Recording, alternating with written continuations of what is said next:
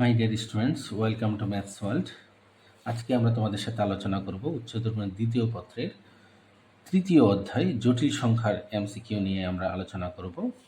তো সেই জন্য আমাদের কিছু বেসিক প্রয়োজন, সেই জন্য আমরা বেসিকগুলো নিয়ে নিই, তারপরে আমরা বোর্ডের এমসিকিউতে যাব। তো জটিল সংখ্যাকে সাধারণত এক্স প্লাস আই ওয়াই অথবা এ প্লাস আই বি অথবা পি প্লাস আই কিউ এটা দ্বারা প্রকাশ করা হয়। আর এটাকে সার্বিকভাবে একটা বর্ণমালা জেড এটা দ্বারা প্রকাশ করা হয়, বা এখানে অন্য বর্ণমালাও হতে পারে, কোনো সমস্যা নাই। তো মনে করি সেই z equal to x plus i y এটা, তো এটার এই যে এক্স যে অংশটা এটাকে বলা হয় বাস্তব অংশ, বা এটাকে আর ই অফ জেডও প্রকাশ করা হয়, অর্থাৎ রিয়েল পার্ট অফ জেড প্রকাশ করা হয়। আর এই যে ওয়াই অংশটা, জাস্ট ওয়াইটাকে বলা হয় কাল্পনিক অংশ বা ইমাজিনারি পার্ট অফ জেড বলা হয় এটাকে। তো এটাকে যদি আমরা জ্যামিতিকভাবে উপস্থাপন করি, দেখো জ্যামিতিকভাবে উপস্থাপন করলে এই যে বাস্তব যে অংশটা এক্স, এটা হচ্ছে এক্স অক্ষ বরাবর যাবে, অ্যান্ড কাল্পনিক অংশের যে ওয়াই এটা হচ্ছে কাল্পনিক অংশ বরাবর যাবে। এটা হলো বাস্তব অক্ষ, এক্স ও এক্স প্রাইম বাস্তব অক্ষ, এবং ওয়াই ও ওয়াই প্রাইম হচ্ছে কাল্পনিক অক্ষ যদি আমরা বিবেচনা করি। তো সেই জন্য মূলত ওয়াইটা কাল্পনিক অক্ষ বরাবর যাবে, এবং দেখো এটা সবসময় বাস্তব এবং কাল্পনিক যে অংশের যে পার্টটা এটা সবসময় 90 ডিগ্রি অ্যাঙ্গেলে ঘুরে যাবে, সবসময় 90 ডিগ্রি অ্যাঙ্গেলে ঘুরবে। তো এই 90 ডিগ্রি অ্যাঙ্গেলে ঘোরার একটা মজার ব্যাপার আছে, আমরা একটু পরে সেটা সম্পর্কে জানবো। তো দেখো এটা, আর এটা যদি একটা সমকোণী ত্রিভুজ হয়, এই সমকোণী ত্রিভুজটার এটা হলো অতিভুজ, এবং এই অতিভুজটা হচ্ছে রুট ওভার অফ এই যে লম্ব স্কোয়ার প্লাস ভূমি স্কোয়ার, অর্থাৎ x square plus y square, এবং এটাকে বলা হয় এই জটিল সংখ্যার মডুলাস বলা হয়, এবং এটাকে আর দ্বারা প্রকাশ করা হয়। আচ্ছা, তো মডুলাস অফ জেড ইকুয়াল হচ্ছে root over of x square plus y square. তো আমরা যদি একটা জটিল সংখ্যা লিখি, তাহলে লেখা যায় 2+3i। তো 2+3i একটা জটিল সংখ্যা। তো আমরা যদি শুধু লিখি 3i, তাহলে এটা একটা জটিল সংখ্যা। কেন? কারণ এটাকে লেখা যায় 0+3i, এই জন্য এটা a প্লাস আই বি আকার হচ্ছে, এই জন্য এটা একটা জটিল সংখ্যা। আবার 2কে লেখা যায় 2+0 × i, এটাও একটা জটিল সংখ্যা। তবে পার্থক্যটা হচ্ছে যেহেতু এটার বাস্তব অংশ শূন্য, এই জন্য এটাকে বলা হয় বিশুদ্ধ কাল্পনিক সংখ্যা, আর এটার কাল্পনিক অংশটা শূন্য, এই জন্য এটাকে বলা হয় বিশুদ্ধ বাস্তব সংখ্যা। আচ্ছা, তারপরে দেখো আমরা যদি এই চিত্রটার দিকে তাকাই, এখানে দেখো ওয়ান ওয়ান তো একটা বাস্তব সংখ্যা। তো আমরা এটা বাস্তব অক্ষ বরাবর এখানে যাব, এটাই হচ্ছে ওয়ান, এবং এটার কাল্পনিক অংশ নাই, কারণ এটা বিশুদ্ধ বাস্তব সংখ্যা, এটার কাল্পনিক অংশ 0, সেই জন্য এটা এক্স অক্ষের উপরেই থাকবে।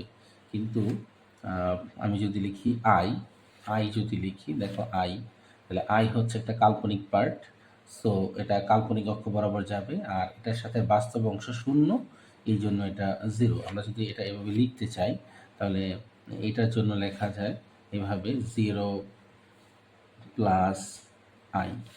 তাহলে এক্স এর ভ্যালু হচ্ছে 0, এখানেই থাকবে, আর ওয়াই এর ভ্যালু হচ্ছে মনে 1, সেই জন্য এই 1 একক উপরে উঠবে, এইখানে 1, সেই জন্য মূলত আই এর অবস্থানটা এখানে। এখন এই আই এর সাথে যদি আমরা আরেকটা আই গুণ করি, অর্থাৎ i.i, তাহলে হয়ে যায় তোমার আই স্কোয়ার।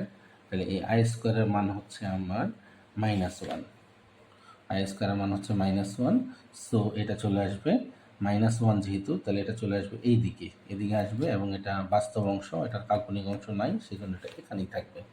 তার মানে এখানে হচ্ছে আই স্কোয়ারের মান।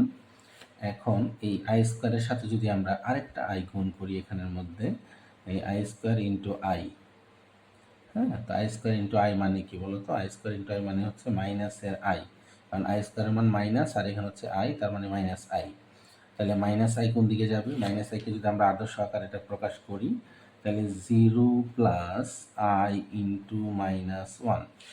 তাহলে দেখো এক্স এর মান হচ্ছে 0, তার মানে এখানে আসবে, আর ওয়াই এর মান হচ্ছে -1, তার মানে এটা নিচের দিকে যাবে, তার মানে আই কিউবটা হচ্ছে এখানে অবস্থান করবে। তাহলে দেখো এটার সাথে যদি আমরা আরেকটা আই গুণ করি, তাহলে হয়ে যাবে তোমার i⁴। তো i⁴কে লেখা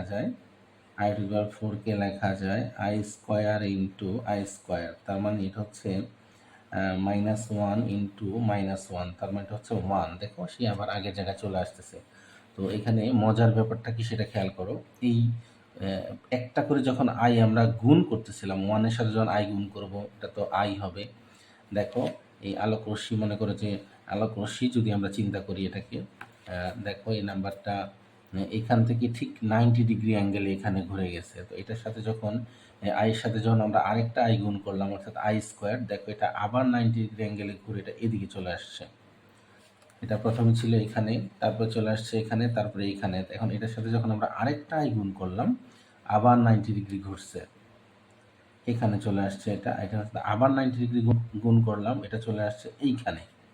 তো এখানের সাথে আবার 90 ডিগ্রি যখন গুণ করবো 5 হবে। এভাবে 90 ডিগ্রি 90 ডিগ্রি 90 ডিগ্রি করে ঘুরতে থাকবো। তো প্রত্যেকবারে আই দ্বারা মাল্টিপ্লাই করা মাত্রই এটা, এই আলোক রশ্মিটা 90 ডিগ্রি করে ঘুরে যাবে, বা প্রবাহটা 90 ডিগ্রি করে ঘুরে যাবে। আচ্ছা, এটা হচ্ছে কথা। তো এখান থেকে এমসিকিউটা কীভাবে আসে দেখো, সেটা হচ্ছে 1 plus I plus I square plus I cube.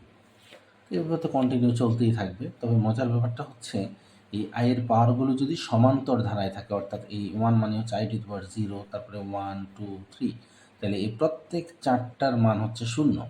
সেমভাবে এগুলো যদি বিজোড় সংখ্যা হয়, যেমন 1, তারপর হচ্ছে 3, তারপর 5 7, এরকম চারটা যদি হয়, তারপরেও এগুলোর মান 0 হবে।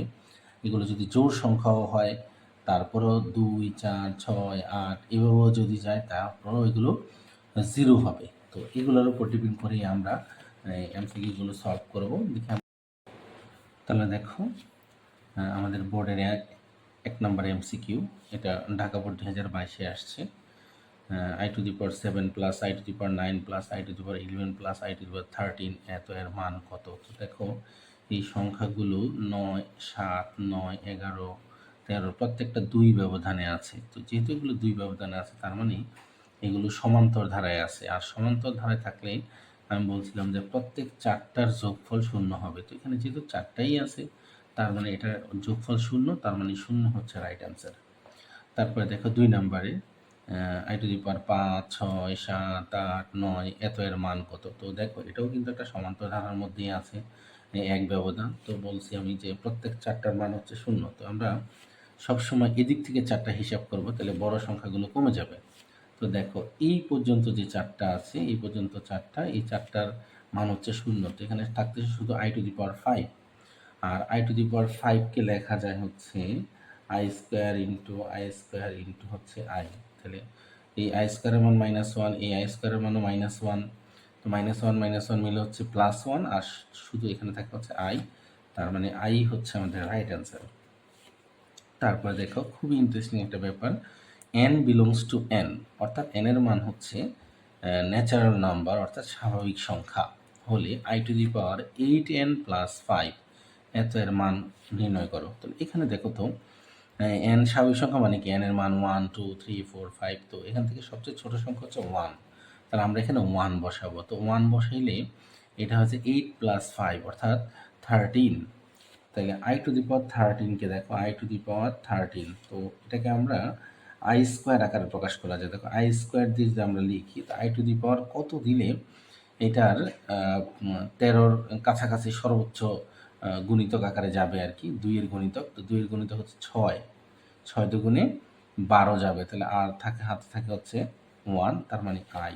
তাহলে দেখো এই যে আই স্কোয়ারের মানটা আসলো, এই আই স্কোয়ারের মান হচ্ছে -1। এই -1-এর উপরে পাওয়ার যেহেতু জোড়, সো এটা +1ই হবে। তাহলে সিঙ্গেল থাকে হচ্ছে শুধু আই, তার মানে এই আই হচ্ছে আমাদের রাইট অ্যান্সার। তারপরে 4 নম্বরে দেখো এই I to the power 4n + 4 এত এর মান নির্ণয় করে, বাট এখানে n এর মানটা কত হবে সেটা উল্লেখ নাই। তাহলে আরও সহজ তোমার জন্য, সরাসরি এই n এর মান 0 বসায় দিবা, 0 বসায় দিলেই হবে। এমসিকিউতে কোনো লজিক নাই, শুধু ট্রিক্স আছে, যা বলবো তাই। তো দেখো এটা যদি আমি 0 বসাই দিই, তাহলে আই টু দি পাওয়ার শুধু এখানে 4 থাকতেছে। তাহলে আই টু দি পাওয়ার 4 মানে হচ্ছে I square into I square. তাহলে -1 গুণ করলে হচ্ছে +1, তার মানে +1 হচ্ছে আমাদের অ্যান্সার। 5 নম্বরে দেখো যে √3 ইন্টু √1 এত এর মান নির্ণয় করা। সবসময় মনে রাখবা, সবসময় যদি এরকম রুটের ভিতরে মাইনাস কিছু একটা, রুটের ভিতরে মাইনাস কিছু একটা থাকে, তাহলে এটার অ্যান্সার অবশ্যই মাইনাস দিয়ে শুরু হবে। তো দেখো এখানে একমাত্র উত্তর এটা আছে, এখানে তো প্লাস মাইনাস, এটা প্লাস এটাও প্লাস, বাট এটা একমাত্র মাইনাস দিয়ে শুরু হয়েছে, কোনো হিসাবের দরকার নেই, এটাই হবে রাইট অ্যান্সার। তারপর দেখো 6 নম্বরে এন বিলংস টু জেড হলে এটা এটা এটা সত্য কিনা বের করতে বলতেছে। তো যেহেতু এন বিলংস টু জেড বলতেছে, তো জেড মানে কি 0, 1, -1, 2, -2 এইগুলো। তো এর মধ্যে সবচেয়ে ইজি সংখ্যা হচ্ছে 0। তাহলে আমরা এন এর ভ্যালুটা 0 বসায় দেখব কি হয়। আমরা যদি এখানে 0 বসাই তাহলে i⁻0, তো i⁻0 মানে হচ্ছে কত 1, তার মানে 1 হচ্ছে আমাদের রাইট অ্যান্সার। তো 2 এ যাবো, n এর মান 0 বসাবো, তো 0 বসাই দিলে এটা তো 0 হয়ে যাবে। n থাকবে 1, তার মানে i⁻1, তাহলে i⁻1 এর মান তো -1 না, হবে না, তার মানে 2 ভুল। তো 2 ভুল মানে 2 যেখানে যেখানে আছে প্রত্যেকটাই ভুল, পরেরটা দেখারই দরকার নাই। এই ক্ষয় হচ্ছে আমাদের রাইট অ্যান্সার। আচ্ছা, তারপরে দেখো এইখানে 7 নম্বর এমসিকিউ, p = x + iy। তো জটিল সংখ্যাকে আমি বলছিলাম জেড দিয়েও প্রকাশ করা যায় বা যে কোনো অন্য কোনো বর্ণমালা দিয়েও প্রকাশ করা যায়, ওরা এখানে পি দিয়ে প্রকাশ করছে। এটা হচ্ছে সিলেট বোর্ড 2023-এ আসছে। হলে মডুলাস অফ p-2 = 3 সমীকরণটি কী নির্দেশ করে? সবসময় খেয়াল রাখবা, এটি হচ্ছে আসল ট্রিক্স। সেটা হচ্ছে এক্স এর সামনে সহগ এবং ওয়াই এর সামনে সহগ যদি 1 হয়, তারপরে এই টাইপের যদি কোনো একটা এই সমীকরণ থাকে যে এক পাশে জটিল পার্ট থাকবে আরেক পাশে সিঙ্গেল সংখ্যা থাকবে, তাহলে এটা অবশ্যই একটা বৃত্ত নির্দেশ করবে। আচ্ছা, তার মানে এখানে বৃত্তই হচ্ছে রাইট অ্যান্সার। এখানে দেখো z = x + iy হলে z × z = 1 সমীকরণটি জ্যামিতির রূপ কী? তো এখানেও দেখো এটার সহগও 1, এটার সহগও 1, এবং এক পাশে জটিল পার্ট আরেক পাশে হচ্ছে একটা ধ্রুব সংখ্যা। এখানেও দেখো এই যে ধ্রুব সংখ্যা আছে, এই পাশে জটিল পার্ট, এক পাশে জটিল পার্ট, তার মানে এটাও একটা বৃত্ত হবে। তো বৃত্তই হচ্ছে রাইট অ্যান্সার। এখন দেখো z = লেখা আছে 2x + 3y, তাহলে মডুলাস অফ z = 1 কি নির্দেশ করে? খেয়াল করো, এখানটা কিন্তু অনেকটা এটা বা এটার মতোই, বাট এইখানে সহগগুলো দেখো, এটা হচ্ছে 2 আর এটা হচ্ছে 3। তো এরকম সংখ্যা যদি থাকে 2, 3 বা অন্য কোনো সংখ্যা একই রকম নয়, এইরকম যদি 1 ব্যতীত অন্য কোনো সংখ্যা যদি এভাবে থাকে, তাহলে বুঝতে হবে এটা হচ্ছে একটা উপবৃত্ত নির্দেশ করবে। সো উপবৃত্ত হচ্ছে রাইট অ্যান্সার। এখানে দেখো x - 2iy, এখানেও মিলতেছে না, এটার সহগ হচ্ছে 1 আর এটার সহগ হচ্ছে 2, মিলতেছে না। তারপরে এখানে হচ্ছে সিঙ্গেল সংখ্যা z × z বার, তার মানে এটাও যেহেতু এটা মিলতেছে না এবং এটা এইগুলোর সাথে একই রকম বাট সহগটা জাস্ট মিলতেছে না, সেই জন্য এটাও আমাদের একটু আগে এই জন্য এটা উপবৃত্ত হয়েছে, তার মানে এটাও আমাদের উপবৃত্তই হবে। আচ্ছা, তারপরে z = x + iy হলে এই modulus of z + 1 = modulus of z - 2 দ্বারা নির্দেশিত সংখ্যাপদ কোনটি? খেয়াল করো, এখানেও কিন্তু x এর মান সহগ 1, y এর সহগ 1, কিন্তু এখানে জটিল পার্টটা এই পাশেও আছে এ পাশেও আছে। যদি এই পাশ ওই পাশ দুই পাশেই থাকে এবং সহগ 1 হয়, z এর সহগ 1, এখানেও z এর সহগ যদি 1 হয়, সংখ্যা কোনো ম্যাটার করে না কি আছে না আছে, তাহলে এটা অবশ্যই একটা সরল রেখা নির্দেশ করবে। আমি আবার বলতেছি, শোনো, যদি x এর সহগ y এর সহগ 1 হয় এবং z এর সহগ 1 হয় এবং এই জটিল সংখ্যাটা সমানের একটা এই পাশে সমানের একটা ওই পাশে থাকে, তাহলে এটা অবশ্যই একটা সরলরেখা নির্দেশ করবে এবং সরলরেখা হচ্ছে আমাদের রাইট অ্যান্সার। ওকে, সুপ্রিয় শিক্ষার্থীবৃন্দ, সবাই ভালো থাকো, আল্লাহ হাফেজ।